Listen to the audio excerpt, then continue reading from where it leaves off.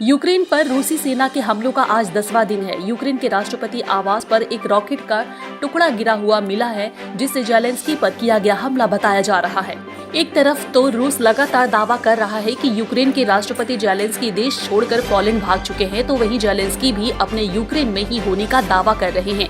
इन दावों के बीच अब यूक्रेन के पूर्व प्रधानमंत्री अजारोव ने जेलेंस्की के कीव में होने का खुलासा किया है। पूर्व पीएम अजारोव ने जेलेंस्की के सुरक्षित होने की बात कही है। उन्होंने कहा है कि जेलेंस्की यूक्रेन की राजधानी कीव में एक बेहद सुरक्षित बंकर के अंदर है। अजारोव ने कहा है कि जेलेंस्की जिस बंकर में है वह इतना मजबूत है कि उस पर परमाणु हमले का भी असर नहीं होगा।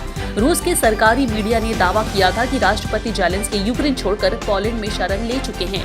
इसके बाद जेलेंस्की ने वीडियो संदेश जारी किया था। वीडियो संदेश में उन्होंने यूरोपीय देशों से कहा था कि अगर यूक्रेन का समर्थन नहीं किया तो रूस से यूरोप भी सुरक्षित नहीं रह पाएगा। इस बीच यूक्रेन की पार्लियामेंट ने दावा करते हुए कहा है कि राष्ट्रपति जेलेंस्की अभी भी कीव में ही है। रूस के हमले के बाद से ही जेलेंस्की लगातार कहते आ रहे हैं कि वह अपना देश छोड़कर भागने वाले नहीं हैं, आखिरी दम तक कीव में डटे रहेंगे। इस बीच आपको बता दें कि आज 10वां दिन है और लगातार रूस और यूक्रेन के बीच युद्ध जारी है। युद्ध भूमि से बड़ी खबर यह है कि राजधानी कीव में फिर से हवाई हमले का अलर्ट जारी किया गया है। लगातार लोगों को अलर्ट करने के लिए सायरन बजाया जा रहा है। इधर ऑपरेशन गंगा के तहत आईएएफ ने अब तक 2056 यात्रियों को भारत वापस लाने के लिए 10 उड़ानें भरी हैं। उधर रूसी सैनिकों ने यूरोप से बड़े परमाणु संयंत्र पर आधी रात को किए गए हमले के बाद कब्जा कर लिया है। इस हमले के दौरान वहां पर आग लग गई थी, जिसको लेकर पूरी दुनिया में कुछ समय के लिए परमाणु विकिरण से तबाही होने की चिंता बढ़ गई थी। हालांकि संयुक्त राष्ट्र और यूक्रेन के अधिकारियों ने विज्ञप्ति जारी कर बताया है कि शुक्रवार के हमले के बाद दमकल कर्मियों ने आग को बुझा दिया है और कोई विकिरण नहीं हुआ। आपको बता दें, यूक्रेन की द कीव इंडिपेंडेंट की माने तो इस सप्ताह रूस की ओर से 500 से अधिक मिसाइलें दागी गई हैं। पेंटागन के एक अधिकारी ने कहा है कि रूस प्रतिदिन लगभग 24 मिसाइलें दाग रहा है। वह सभी तरह के मिसाइल को यूक्रेन के खिलाफ इस्तेमाल कर रहा है। यूक्रेन में फंसे भारतीय छात्रों को लेकर एक स्पेशल फ्लाइट दिल्ली पहुंची है। एक छात्र ने बताया है कि हमारे लिए वहाँ रहना बहुत कठिन था। हम भारत सरकार का धन्यवाद करते हैं कि उन्होंने हमें वहाँ से निकाल कर यहाँ भारत वापस लाया है। हम भारत आकर काफी खुश हैं। ब्यूरो रिपोर्ट, हालात Bengal, news time India. Ukraine पर रूसी सेना के हमलों का आज 10वां दिन है। यूक्रेन के राष्ट्रपति आवास पर एक रॉकेट का टुकड़ा गिरा हुआ मिला है, जिससे जेलेंस्की पर किया गया हमला बताया जा रहा है। एक तरफ तो रूस लगातार दावा कर रहा है कि यूक्रेन के राष्ट्रपति जेलेंस्की देश छोड़कर पोलैंड भाग चुके हैं, तो वहीं जेलेंस्की भी अपने यूक्रेन में ही होने का दावा कर रहे हैं।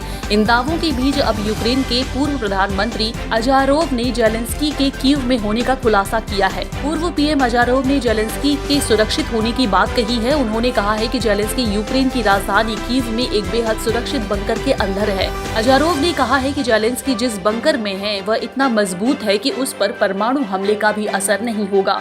रूस के सरकारी मीडिया ने दावा किया था कि राष्ट्रपति जेलेंस्की यूक्रेन छोड़कर पोलैंड में शरण ले चुके हैं। इसके बाद जेलेंस्की ने वीडियो संदेश जारी किया था। वीडियो संदेश में उन्होंने यूरोपीय देशों से कहा था कि अगर यूक्रेन का समर्थन नहीं किया तो रूस से यूरोप भी सुरक्षित नहीं रह पाएगा। इस बीच यूक्रेन की पार्लियामेंट ने दावा करते हुए कहा है कि राष्ट्रपति जेलेंस्की अभी भी कीव में ही है। रूस के हमले के बाद से ही जेलेंस्की लगातार कहते आ रहे हैं कि वह अपना देश छोड़कर भागने वाले नहीं हैं, आखिरी दम तक कीव में डटे रहेंगे। इस बीच आपको बता दें कि आज 10वां दिन है और लगातार रूस और यूक्रेन के बीच युद्ध जारी है। युद्ध भूमि से बड़ी खबर यह है कि राजधानी कीव में फिर से हवाई हमले का अलर्ट जारी किया गया है। लगातार लोगों को अलर्ट करने के लिए सायरन बजाया जा रहा है। इधर ऑपरेशन गंगा के तहत आईएएफ ने अब तक 2056 यात्रियों को भारत वापस लाने के लिए 10 उड़ानें भरी हैं।